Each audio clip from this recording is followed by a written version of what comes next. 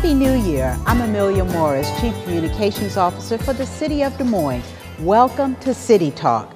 100 years ago this month, the Des Moines Municipal building opened its doors for the very first time, and a new city government went to work. We all know the building today as City Hall at 400 Robert D. Ray Drive. This building was built between 1910 and 1912. When it opened to the public in January of 1912, the building was named the Municipal Building, which is carved into the limestone at the top of the building in both the front and the back. The name was selected so it would not be confused with the former City Hall and its dishonesty in the early 1900s. Today, we're celebrating the 100th anniversary of the Des Moines Municipal Building with a tour of some of its unique features, and it is really a beautiful building. A review of the contents in the 100-year-old time capsule, and we will show you the new time capsule that will be sealed for the next 100 years. And we're going to talk to some very knowledgeable people about the history of Des Moines. So stay tuned. City Talk will be right back.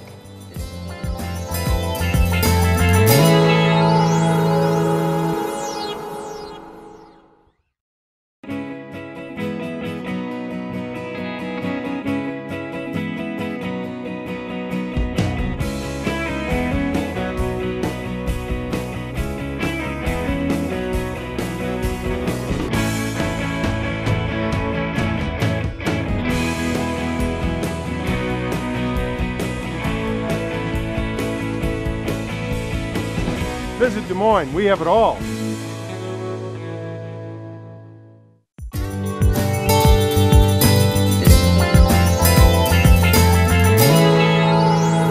Welcome back. City Hall is 100 years old this month. The Des Moines Municipal Building opened its doors for the very first time in January of 1912. The east side of the riverfront had been selected in 1907 as the site for the new building as part of the Civic Center District. The district was a series of government buildings to line both sides of the river between Grand Avenue and Court Avenue.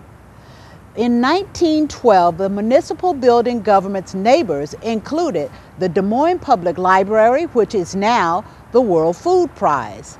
And it also included the U.S. Post Office, which is now the Polk County Administration Building. The new Locust Street Bridge had just opened in 1909. When you enter City Hall from the riverfront, one of the first things that you will notice in this building is the engraving on the stone wall. I've asked Mary Neiderbach, come on over here, Mary, who's been an employee of City Hall for more than 25 years, we'll leave it at that. And she's very knowledgeable about Des Moines history. So tell us a little bit about what we see here on this wall. Well, Amelia, if you remember, in 1905, we adopted a new form of government, which was the commission form of government. In 1907, the commission decided that they would build a new city hall. So in 1907, they chose the firm of Proudfoot and Bird to be the architects for that city hall. In the interim, there were some things that happened, so we didn't actually get around to building the City Hall until about 1909 and hiring an architect services. At that time, there were some new commissioners on the City Council, and each one of them was arguing about what architect should be hired to build this wonderful building. So what actually happened was the mayor at that time came up with a compromise solution, and that was that each of the four commissioners choose an architectural firm to work on City Hall. So they chose to be called Associated Architects. And then with these Associated Architects were the firm of Levy Norris Rasmussen, Hallett and Rawson, Weatherall and Gage, and then the original Proudfoot and Bird. Now much of the building relied on the original documents and blueprints that were developed by Proudfoot and Bird. But I'm sure there were some changes made by all four working together, and that was probably a unique time in Des Moines history to work together. Metro Cooperation, I think is what we call it now. That's correct. Now this is a name that is very familiar to the Des Moines community today. The general contractor was Charles White's and Sons. Can you tell us anything about them? Well, they are still very active in Des Moines and of course nationwide. They do a lot of building, and we have one of the solid things about their buildings is they're last. They're built to last, like this one, and so we're very proud to have them have built this building and continue to be one of the 100-year-old or century-old businesses in Des Moines. Yeah, it's a very strong, beautiful building. We're going to take a few steps further into what we call now the main lobby, but Mary's going to tell us what it really is. Okay, so this is what we now call the lobby. Was that originally the lobby in this building? Well, you have to remember that the building is very unchanged in many ways, but we have to accommodate a lot of additional functions in City Hall 100 years later. So this building, or the area that we're in right now, obviously this action center was not here. Okay. But this was a vestibule for people to come into. And then there was at the north end of City Hall, where we currently have the manager's office, that was the engineering department. Oh. And at the south end of City Hall, where finance and different things are, we had public safety and health. Okay. All right, and we're not trying to stop today's business. I mean, people just come through City Hall to take care of their business. Tell us a little bit about the lighting that we have here. Well, these are the original lights for City Hall, and I believe there is one hidden under that fake ceiling under there, too. So we have an extra one. Okay. But these were always electric because, of course, the building was completed in 1912, and we had electricity in the downtown by that time. So, you know, they're quite ornate. The building itself is what we call Beaux-Arts, which is a, you know, has a concentration of detail in certain areas. So you would see the detail. Look at the ceiling. I mean, the detail in the ceiling, it's just so ornate. And I'm imagining when they started to restore this, that this probably was the color that they used back then? Yes, I believe that they researched this. You know, you can do pigment colors or do pigment research. They took off different chips of the paint and then went back and determined what color it was originally. Now, this is a very strong building. We know that because it's 100 years old, and I mean, there's nothing that looks like it's coming apart here. What are these walls made out? This is a Tennessee marble, and it is a golden yellowish color. And they talked a lot about the different kinds of marble that should be used at that time. But the four associated architects that we talked about earlier came up with Tennessee marble as the best, and that would it would withstand abrasions and, you know, knocks, that sort of thing. And the wood, which is the original wood you see here on the door, is white oak. And it is quarter sawn, white oak, and then stained and dulled down, so the finish is not real bold. If you think about the arts and crafts movements that were happening, Gustav Stickley, some of the other things about 1910 to 1912, this arts and crafts, very simple molding was with white oak, of course, was very popular at the time. And the flooring, Chris will show us the flooring. Is this the original? And this is marble as well? Oh yes, this is the original. Okay. The building has marble in all the public areas, and then in the private areas, in some of the offices upstairs that were originally built as offices, you have more of a concrete terrazzo floor, but this was in the public areas. Okay. Well, we're going to head upstairs now. This is, I call it the Grand Stairway. Mary, what can you tell us about this? Again, it was leading up to the second floor. The City Council gave the four architects, the associated architects that we talked about, two mandates. First of all, that the building be large enough to house everything except the fire department, and then secondly, that it be very open. And that's what you'll see as we walk through this building, how open everything is to the citizens. It's like it's a department store, and we treat our residents as citizens and as customers. As customers. It's customer friendly. That's what this building is. And so this floor goes up to what we used to call, we call now the Grand Hall. Yes. Originally it was called the counting room, because all money was conducted in that area and people were able to see it. So you can see you would come in this beautiful vestibule here and then come up this grand stairway. And again, all of this is marble. This is all marble. I do not believe that this handrail, we've made some accommodations to safety in the last 100 years. Okay. I don't believe this handrail was here, and I think the handrails along there were somewhat different. But these are beautiful and they're solid brass. They are beautiful, and the architects, the city architects and everyone has worked really hard to make sure that this sort of thing fits in with the grandeur of City Hall. All right, let's go upstairs.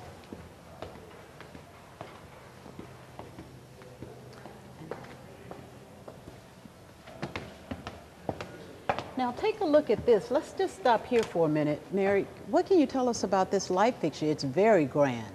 It is very grand, and it led us up to the major, counting room as we talked about. There are two of them. There's one on each, so that we have a lot of symmetry here as we go up. I believe that this is copper and this is brass, and then top of it is brass, so you had a two-color that would add a little bit to it. The globes that you see, they were common again around 1910, 1912. Those globes are very similar to what we had on the Court Avenue area that time on the Court Avenue Bridge, so it was a popular type of light. But the really good thing about it, I think, is that the City Council and everyone that has been in charge at city government over the years has maintained these. And so that we've never lost them. Nobody's having to search for them to restore the building. Wonderful. It is truly wonderful. The history lives on. Things. And, and it's also very open. Okay, let's make our way up to the Great Hall, as we call it today.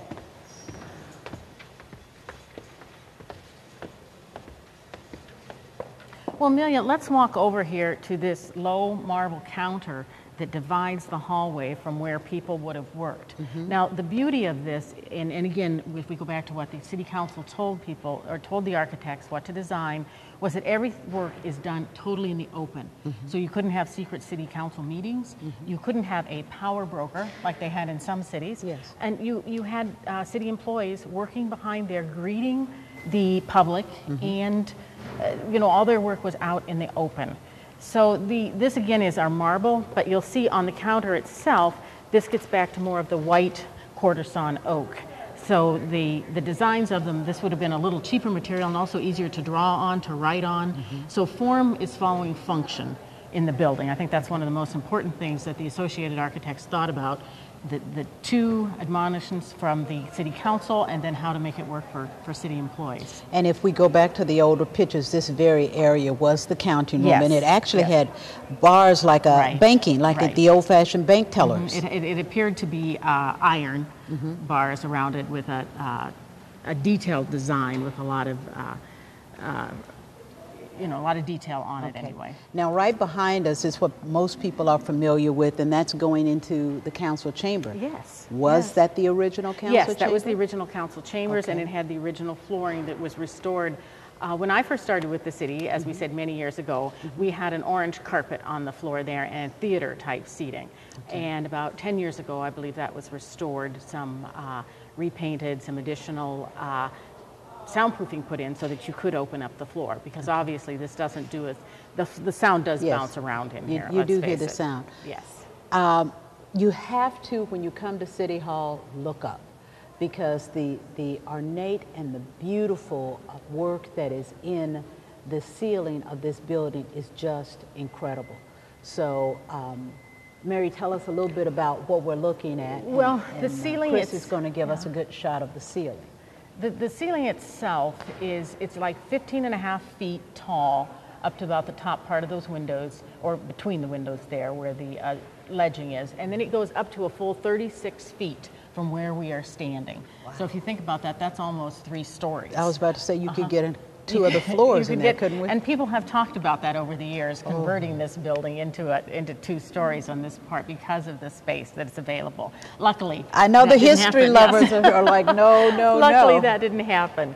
But it is a very tall, grand area, grand. And you see the style of the light fixture carried that we saw on the stairway, so that carries through here. And there's, what are there, 4 or 5 of those now. You said, are these all the original pieces? Yes, I believe these are all the original pieces, and we have a special piece of equipment to get up there to change the light bulbs when we need to. It's a very ornate design. When you get in here, you'll notice all the scrolls. There are, 4 scrolls within each window opening. We did have some different windows that may have been misguided in the 1970s to install, but we have recently been working on a new window installation, which will save a lot of money on heat and energy and heat buildup as well as cooling and heat. But they have managed to keep the design. Yes. They've done a fabulous job, and especially ordering all the windows and getting them back to the original design. Our architects have paid that's been a tough job. I know, it's very challenging, but the beauty is lasting. Yes, we all get to appreciate their hard work. And you see, again, throughout, you see a lot of the marble again that they put here. And the stenciling on the and plaster. The stenciling and the lighting, again, the lighting theme carries out. Well, Mary, we appreciate the tour of the building. It is a beautiful building. It is open to the public, and we do encourage everyone to come out and see it. Most of you are familiar with what you see inside the City Council chambers. Of course, those meetings are always open. Thanks a lot, Mary. Oh, thank you for having me, Amelia. Okay. The early leaders in Des Moines were forward thinkers, and they left us a message 100 years into the future. At the beginning of construction in 1910, city leaders placed the time capsule in the cornerstone of the new municipal building. Exactly 100 years later, there was a big celebration here at City Hall when that time capsule was opened. Now I'm going to fold this back so that it's out of our way. Okay, now the contents of the box are fairly tightly packed. These are, let's see what we have here. Newspapers, these are interesting in that they are original newspapers from 1909. I say they're the least uncommon because many newspapers in the state of Iowa have been filmed for preservation. So we do have copies of most Iowa newspapers. This is the Evening Tribune of Des Moines, Iowa, June 13, 1910. I'll just hold that one up, but we're going to lay most of them over here to the side. There's a list that was published at the time of what went into the, let's see, I'm guessing this is a Masonic apron, yes. And right beside it was the Grand Lodge of Iowa, 69th, 66th communication, Davenport, June 1909. I've got a good opening now. Here we get into, this is the 38th Special Conclave in November 1909 of the Des Moines Consistory, Ancient and Accepted Scottish Rite of Freemasonry. And it's nicely illustrated with the valley of the Des Moines there. The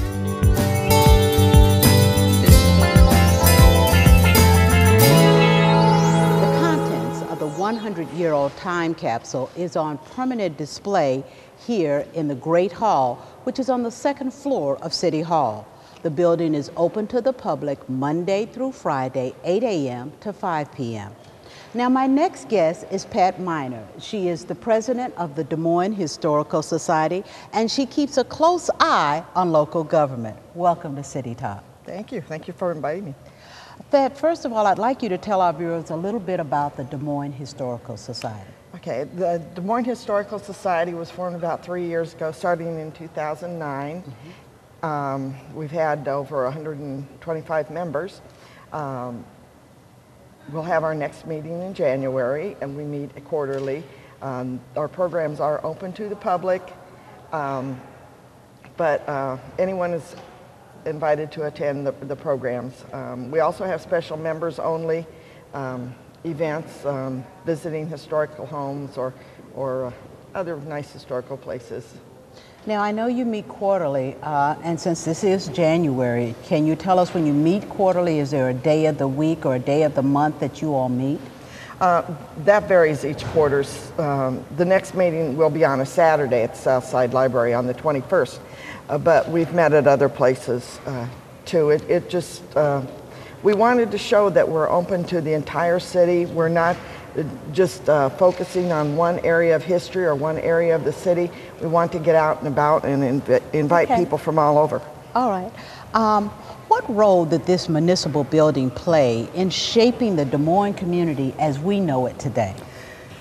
Well, this building represents a certain type of government, and the government was meant to be transparent and open to the public, and we hear a lot about that today. And that's why we have things like the county room and the great open hall, so people can see what goes on in our government. The change in government going to what was called the Des Moines Plan, where there were 5 elected officials, the mayor and 4 councilmen, and there were 5 departments. They each had 1 department. But it came as a result of what was considered graft and corruption. starting about in 1898, because of the Whitechapel district, a lot of ministers and other people began to complain about the Whitechapel district, that it seemed like the women were being kept in a certain area of the town, and as long as they didn't go outside of that, they were able to operate outside the law. So that was part of the reason for it, that they just wanted everything open to the public.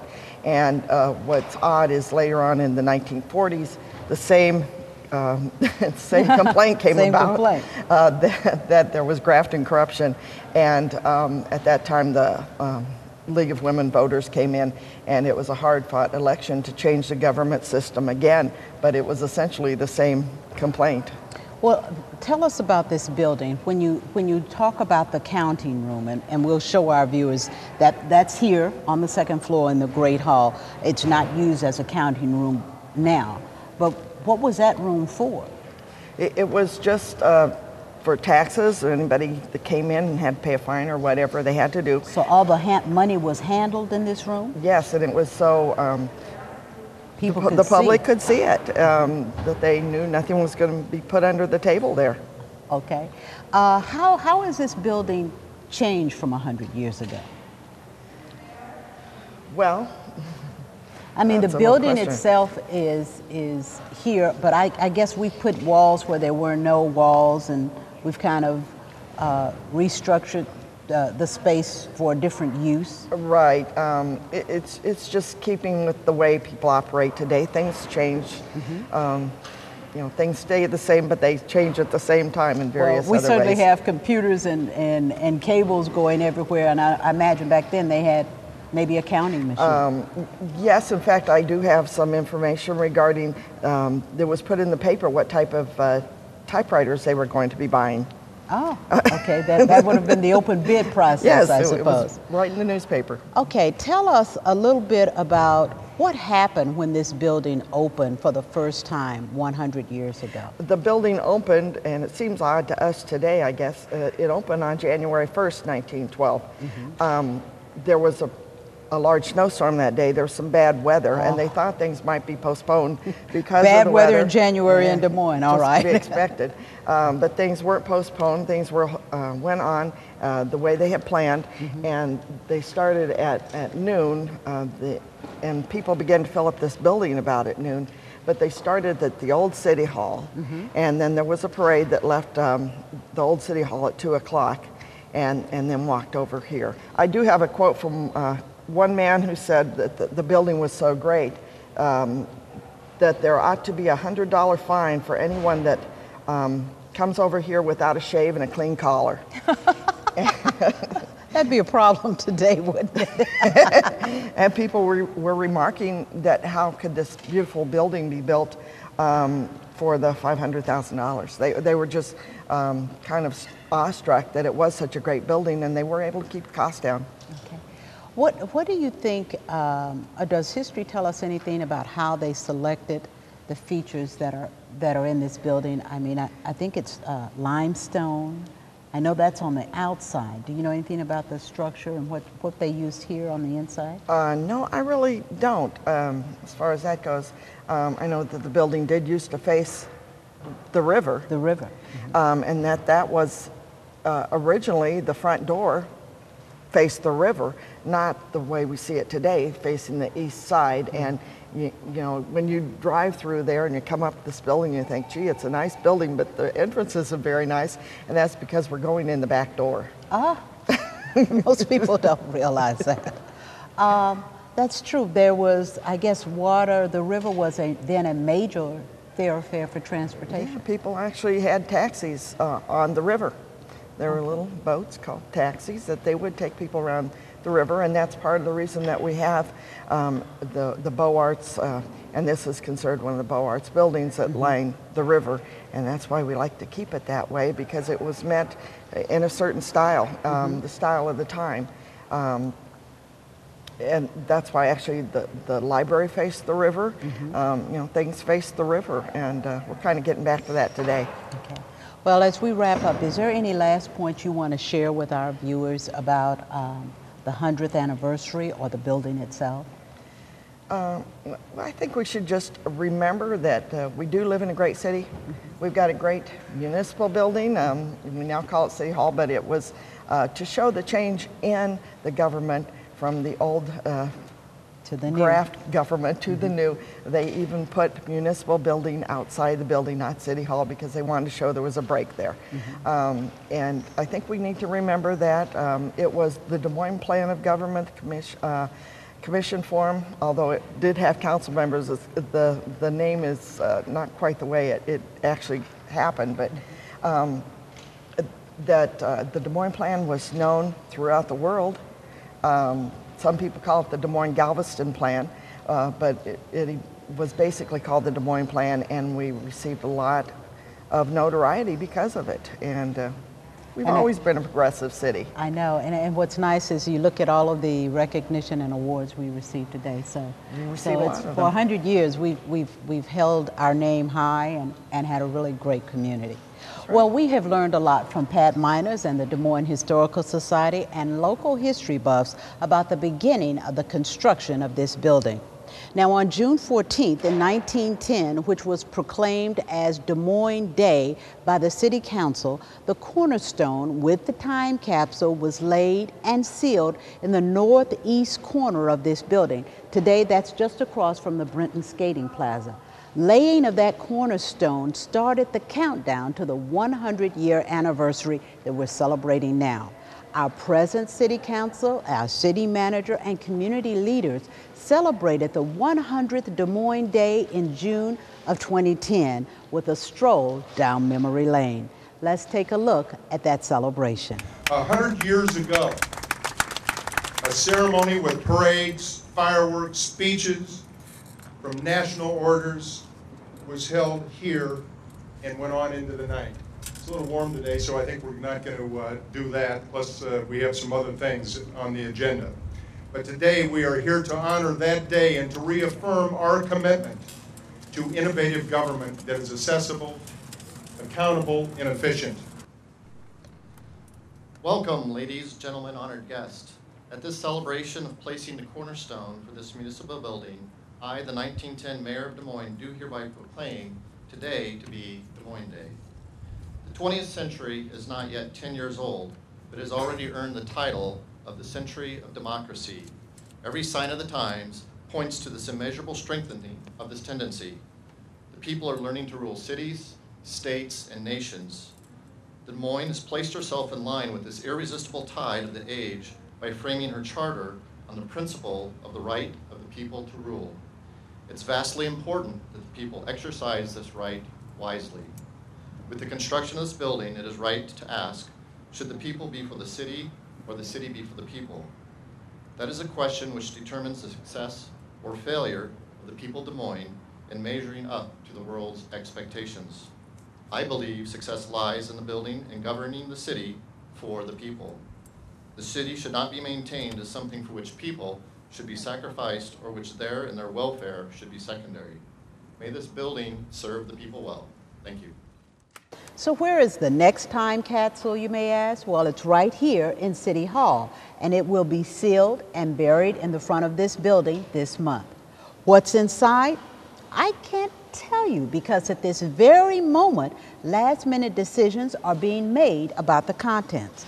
What I can tell you is that whatever the final list of contents is for the time capsule, it will certainly tell the future generations a lot about the great community we have built. So you'll have to stay tuned to DMTV for the announcement. That wraps up this edition of City Talk. I hope you will join us here again on DMTV, City Cable Channel. Every month we visit a different department and bring you new information about our community. Today's program can be seen again during the replays on the dates and times now listed on your television screen. You can also watch us online. Go to www.dmgov.org and click on Watch Live. DMTV is provided to the City of Des Moines by Mediacom Cable. The channel is in the digital lineup, and you will find us 24 hours a day, 7 days a week on digital channels 86 and 97.1. For more information, visit us on the web, www.dmgov.org. I'm Amelia Morris. Thank you for watching.